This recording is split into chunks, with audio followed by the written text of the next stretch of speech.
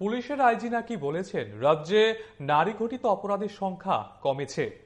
সারা ভারত গণতান্ত্রিক নারী সমিতির নেত্রীরা বৃহস্পতিবার পুলিশের মহানির্দেশকের অনুপস্থিতিতে পুলিশের আইজি আইন শৃঙ্খলার কাছে ডেপুটেশন প্রদান করে এসে ক্ষোভ উগরে দেন নেত্রী। পরে সাংবাদিক সম্মেলন করে বিভিন্ন ঘটনায় অপরাধীদের শাস্তির দাবি জানান নেতৃত্বরা। এদিকে নারী নির্যাতন, নিত্য প্রয়োজনীয় জিনিসের মূল্য বৃদ্ধি সহ একাধিক দাবিতে সরব সারা ভারত গণতান্ত্রিক নারী সমিতির রামনগর অঞ্চল কমিটি।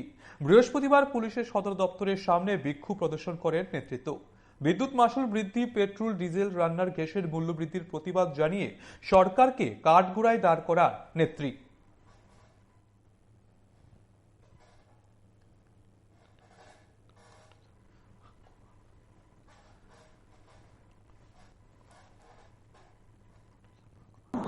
আমরা গভীর উদ্বেগের সঙ্গে লক্ষ্য করছি যে রাজ্যে যেভাবে ক্রমবর্ধমান নারী নির্যাতন, নারীদের শ্লীলতাহানি, নারীদের ধর্ষণের পর খুন এবং বাড়িঘরে ঢুকে নারীদের উপর আক্রমণ, ঘরের জিনিসপত্র ভাঙচুর, এই ঘটনাগুলো এই মাসের মধ্যে যে ঘটনাগুলো ঘটেছে এখানে উল্লেখ করেছেন আমাদের নেত্রী।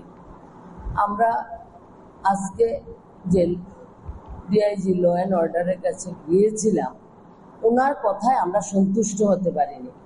উনি আমাদেরকে আশ্বস্ত করতে পারেনি, কারণ ওনাকে জিজ্ঞেস করার পর উনি বললেন যে খুব কমেছে, রেট কমেছে নারী নির্যাতনের, কিন্তু পাবলিক দেখছে যে নারী নির্যাতন ক্রমশ বাড়ছে। এই ঘটনা আমরা খুবই উদ্বিগ্ন। সারা ভারত গণতান্ত্রিক নারী সমিতি আপনাদের মাধ্যমে গোটা ত্রিপুরাবাসীর কাছে আমরা জানাতে চাই, এই নারী নির্যাতন এবং নারী ধর্ষণের পর খুন, এই ঘটনায় সমস্ত অংশের মানুষ যাতে এগিয়ে আসেন। এই ঘটনাগুলি শুধু নারী সমিতি প্রতিবাদ আন্দোলন করলে এই ঘটনা বন্ধ হবে না। আমরা চাই